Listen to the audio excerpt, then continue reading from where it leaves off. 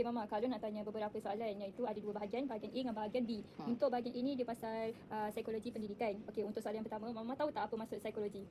Psikologi tu macam tingkah laku, perangai, perbuatan seseorang lah, manusia atau haiwan. Macam yelah, kelakuan seseorang tu, mental dengan fizikal dia. Itu psikologi lah, merangkumi semua kat diri seseorang tu. Okey, untuk soalan yang kedua, pada pandangan Mama, apakah maksud pembelajaran bagi seseorang anak di rumah? Pembelajaran anak kat rumah, ibu bapa lah yang kena terapkan. Ibu bapa yang kena didik, okey nak jadi macam mana, apa baik buruk dia, baik kenapa, apa ajar baik, perbuatan baik tu macam mana, apa yang boleh buat, apa yang tak boleh buat gitu. Untuk soalan yang ketiga, mengapakah penting bagi Mama untuk memahami cara anak berfikir, beremosi dan bertingkah laku? Sebab untuk kita faham dia lah, kita faham anak kita macam mana. Kalau kita tak faham apa emosi, kalau kita tak faham macam mana kita nak masuk dalam dia punya masalah ke apa ke, so kita kena faham dulu dia ni anak kita tu macam mana, barulah kita boleh bercakap dengan dia apa je gitu. Okay, untuk seterusnya, bagaimanakah pemahaman Mama terhadap emosi, tingkah laku dan gaya pembelajaran anak Mama dalam membantu Mama menyokong mereka dengan lebih baik dekat rumah? Kalau dia tak faham sesuatu mata pelajaran tu, dia minta tunjuk ajar ke, minta ajar ke, apa yang kita tahu, apa yang seorang ibu tahu, kita tolonglah. Kalau kita tak tahu, kita sama-sama solve masalah tu, homework tu, sama-sama cari jalan macam mana nak selesaikan kerja rumah tu, macam mana nak siapkan homework tu. Kalau dia tak faham, kita kena ajar dia, bagi faham kita kena ni. Kalau kita pun tak faham, dia pun tak faham, kita carilah sama-sama. So kalau kita faham, dia sebagai ibu dah faham, kita ajarlah dia bagi faham. So okay, kita tunjuk satu-satu macam mana boleh dapat macam ni, macam mana boleh dapat macam tu gitu. Okay, untuk yang seterusnya, pada pandangan Mama, apakah manfaat yang digunakan dalam pendekatan keibubapaan yang sesuai dalam pembelajaran dan perkembangan anak Mama? Pendekatan? Pembelajaran dan perkembangan anak Mama lah.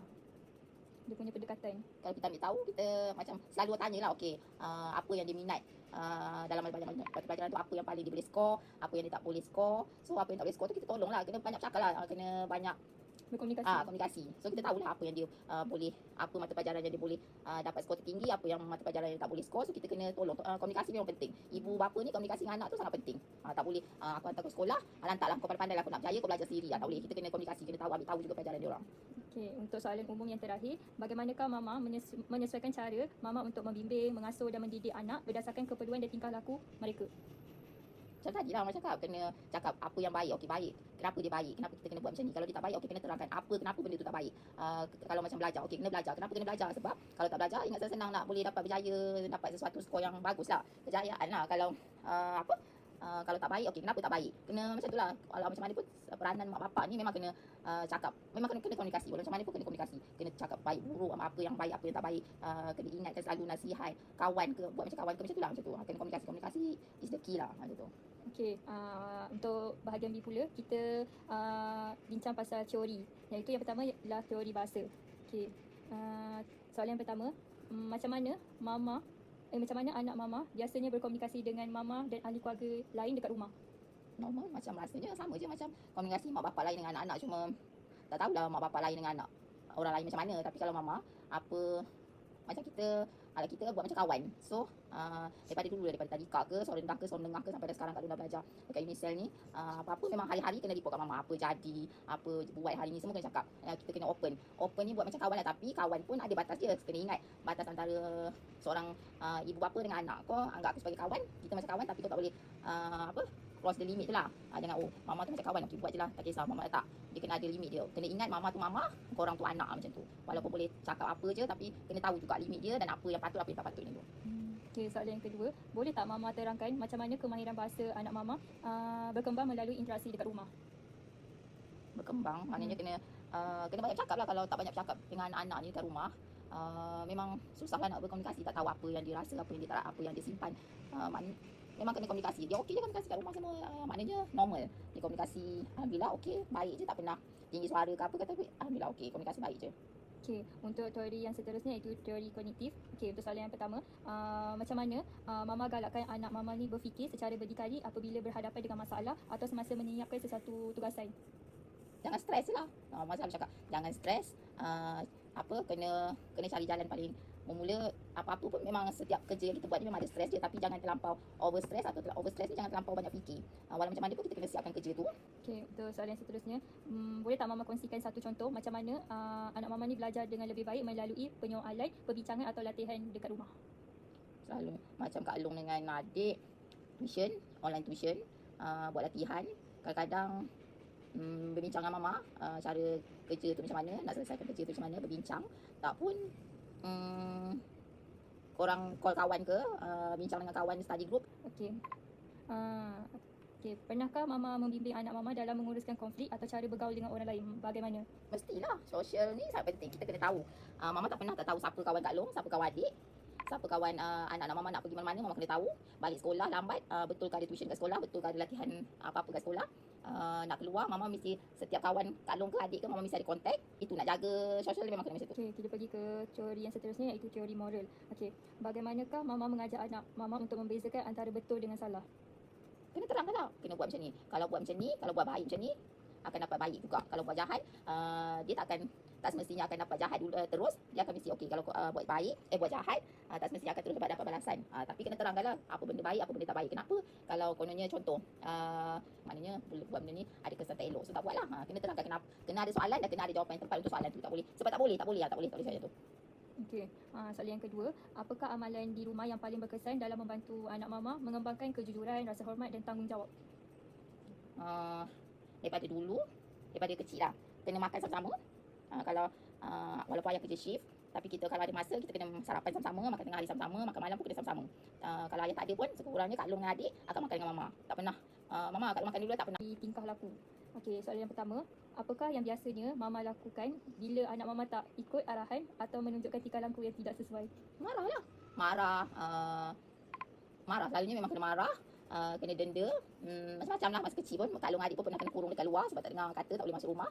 Sekarang pun macam tu. Kalau korang memberontak pun mama biar je, mama tak akan cakap. Dah mama cakap tak boleh, dah bagi tahu sebab korang nak memberontak pun mama biar je. Korang kena faham kenapa mama cakap tak boleh, mama dah bagi sebab. Kalau tak nak, itu korang punya pasal sebab mama dah bagi tahu dah. Macam tu lah, kena. Kalau korang tak reti juga memang mama akan biar, atau masa kecil pun mama kena denda lah. Tapi mama tak ada rotan-rotan ni, mama tak ada ni, mama akan denda macam tu je. Kalau mama cakap tak boleh, mama dah cakap tak boleh, lepas tu dah bagi tahu kenapa korang berontak je, mama biar je sampai korang okey sendiri, biar. Okey, soalan yang seterusnya, adakah pujian, ganjaran atau akibat mempengaruhi tingkah laku anak mama? Bolehkah mama bagi satu contoh? Macam mana? Adakah pujian, ganjaran atau akibat dia mempengaruhi tingkah laku anak mama? Mestilah. Boleh bagi satu contoh? Kalau okey lah, kalau macam lulus exam. Lulus exam lah, kau nak lulus exam ke, dapat sesuatu yang boleh banggakan, dapat sesuatu achievement sesuatu tu, okey mama bagi ganjaran. Korang happy, korang cakap thank you apa semua. Itu ni lah. Sebab macam tu lah, kalau dengar kata macam tu. Perangai daripada macam tu, apa-apa pun kalau tak besar pun ganjaran tu sekurang-kurangnya adalah bawa pergi makan ke, beli sesuatu yang korang nak ke. Tapi kalau nak tu pun kena ada limit. Kalau macam okey boleh beli barang yang korang nak tapi ada limit. Tak boleh lebih 50 ke, tak boleh lebih 100 ke. Korang kena solution sendiri nak barang apa, macam tu. Okey, kita pergi ke teori yang seterusnya iaitu perbezaan individu. Okey, apakah perbezaan yang mama perhatikan pada anak mama berbanding adik-beradik mereka atau kanak-kanak yang lain yang sebaya, yang sama umur kita orang ke? Tak tahu lah sebab Okey, kalau tak ada perbezaan untuk yang lain dengan adik sendiri. dengan adik sama je, sebab mama ajar Kak Long adik sama je. Kalau mama cakap tak boleh, tetap tak boleh. Kalau mama cakap boleh, okey dia ada boleh yang ada limit. Kalau mama cakap tak boleh, memang tak boleh. Macam tu. Tak ada beza pun, sama je dengan Kak Long adik, cuma cara memberontak tu Kak Long macam lain, adik macam lain. Cara menerima tu, cara menerima tu sama je. Dengan orang lain mama tak tahu sebab mama tak pernah bezakan. Korang tengok anak mama tak pernah bezakan macam tu. Untuk soalan yang lain, pada pandangan mama, apakah kekuatan, minat atau kesukaran yang unik pada anak mama? Unik. Unik. Biasa je, dengan kata je lah kot. Dengan kata memberontak terus budak anak-anak sekarang biasa lah. Tapi alhamdulillah dengan kata, lepas tu faham lah situasi mama ayah macam mana. Faham situasi mama ayah, itu dah paling alhamdulillah sangat bersyukur. Itulah memahami. Dengan kata memberontak tu biasa, budak-budak sekarang biasa. Anak-anak kalau tak memberontak itu bukan dia orang lah. Mama dulu pun macam tu juga, tapi alhamdulillah dia orang memahami situasi mama ayah lah macam tu. Okey, kita pergi ke teori pendekatan pemprosesan maklumat. Okey, bagaimana anak mama biasanya mengingati roti harian, arahan atau perkara yang telah dipelajari dekat rumah? Mama lah kena ingatkan selalu. Korang ingat tapi mama kena ingatkan. Kalau apa, korang cakap macam besok ada janji ke, macam ada aktiviti ke nak buat sekian. Mama lah kena ingatkan, mama kena gejot, kena ingatkan cepat. Memang mama lah kena push. Korang tak boleh, walaupun korang boleh buat sendiri, korang boleh remind diri korang sendiri, mama tetap kena remind juga. Macam tu lah. Okey, untuk soalan yang kedua, apakah yang mama perhatikan apabila anak mama ni dia terlupa sesuatu atau hilang fokus semasa lakukan sesuatu aktiviti? Sama, kena ingatkan. Lepas tu kena bagi tahu kenapa kalau lupa ke, malas ke, kena ingatkan. kenapa tak nak buat, nanti akibat dia apa. Nanti jangan kalau alah tak apa nanti bila masa akan datang, result ke pointer ke sikit ke apa ke, ni jangan nak menyesal. Nanti mama kau ni sikit sebab tak nak mama tak dengar macam tu. So mama kena push buat benda tu juga. Untuk ni lah, untuk capai ni lah. Tak boleh ni lah. Memang mama kena push. Korang nak, korang kena, kalau korang dah beritahu ya okey, kalau nak ni adik nak ni, so mama kena push lah. Kena sokong, kena sambil sokong sambil push bagi korang buat juga. Jangan nak malas-malas, jangan nak lengah-lengah macam tu. Okey, untuk teori yang seterusnya itu teori kecerdasan. Okey, apakah jenis kebolehan atau bakat yang paling jelas yang ditunjukkan oleh anak mama dekat rumah? Kak Long. Bakat. Masak boleh lah, masak sikit. Sejak duduk UNICEF ni lah nampak lah masak setiap kali, setiap hari update mama masak itu, masak ini. Kalau kat rumah tak ada lah sangat. Tapi kalau mama tak ada tu, kalau suruh masak tu alhamdulillah lah boleh lah. Nak makan sendiri, nak makan mama yang makan, kawan-kawan makan buat masa ni alhamdulillah boleh lah. Sebab hari-hari sejak duduk UNICEF ni ada update masak ni, masanya ada improvement lah. Masak buat masa ni masak lah. Masak. Okey, untuk yang seterusnya, pernahkah mama perhatikan bahawa anak mama ni dia belajar dengan lebih baik apabila aktiviti sesuatu dengan minat ataupun kebolehan semula jadi mereka? Macam mana? Dia orang belajar dengan minat, dia orang ambil, dia orang nak sesuatu tu dengan plus dengan dia orang minat. Itu nampaklah dia orang punya peningkatan tu. Kalau macam dia orang buat sebab tak ada choice, dia orang buat tapi dia orang kata tak apalah ambil je lah sebab dah tak ada pilihan. Itu nampak macam dia orang push dia orang punya minat untuk ke situ walaupun tak minat. Itu nampak dia kadang-kadang drop, kadang-kadang static, kadang-kadang naik, dia tak stabil. Tapi kalau dia orang buat dengan benda yang dia orang buat tu dia orang minat, okey nampak peningkatan lah. So buat dengan benda yang dia orang minat tu lagi nampak ni lah. Okey, untuk soalan yang seterusnya itu teori perspektif konstruktivisme. Apa tu? Okey. Adakah anak mama dia belajar dengan lebih baik melalui melakukan sendiri, meneroka, bertanyakan soalan atau mencuba sesuatu secara langsung? Semua rasanya. Sebab kalau belajar memang semua kena satu kan. Kena ada belajar minat, kena ada kena buat praktikal, itu semua kena merangkumi. Semua tu kena ada. Kalau belajar bukan belajar je, sesuatu perkara kita kena buat, semua tu memang kena ada. Kalau buat dalam semua yang kalau sebut tu tadi, boleh campurkan dalam satu, memang insya-Allah boleh. Okey, yang seterusnya, apakah jenis pengalaman dekat rumah yang paling membantu anak mama ni dalam belajar secara bermakna? Latihan lah kot. Banyak buat latihan. Banyak buat latihan lah kot. Banyak ulang kaji. Macam tu lah kot. Itu je lah yang hanya. Okey, teori yang terakhir iaitu teori motivasi. Soalan yang pertama, apakah yang biasanya yang membuatkan anak mama ni berminat untuk belajar atau menyiapkan sesuatu tugasan dekat rumah? Nak berjaya lah. Sebab korang tahu korang nak benda tu, so kena buat. Mama nampak kalau ngadik macam tu, sebab korang nak nak dapat markah lah, dapat berjaya dalam sesuatu yang korang ambil tu, korang ni so korang banyak buat siapkan latihan apa semua tu. Memang motivasi dia sebab korang nak benda tu. Okey, soalan yang terakhir, bagaimanakah mama menggalakkan anak mama apabila mereka berasa bosan, letih atau tidak bermotivasi? Kena ingatkan balik apa yang fokus yang diorang nak semua. Apa yang fokus kalau nak mula-mula kalau belajar ni, ambil course ni, apa yang kalau nak jadi apa. Kena ingatkan selalu lah, kena cakap benda-benda yang ni. Okey, kalau nak, kena tak boleh jatuh tu boleh tapi kena bangun semula. Motivasi lah, kena ingatkan apa faktor utama korang ambil sesuatu ujian tu, ambil sesuatu yang korang nak tu untuk apa.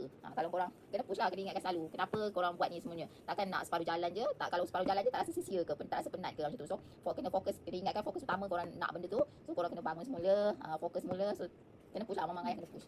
Contoh kalau kan dia kata menggalakkan anak bila rasa bosan, kalau aktiviti kat rumah, mama nak ajak kita orang buat apa? Kat rumah?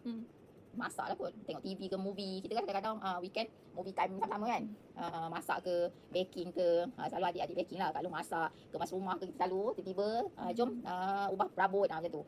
Movie time malam-malam time weekend itu memang kita selalu lah. Itu untuk release daripada stres belajar macam tu. Okey, itu je, habis. Habis. Terima kasih. Dah.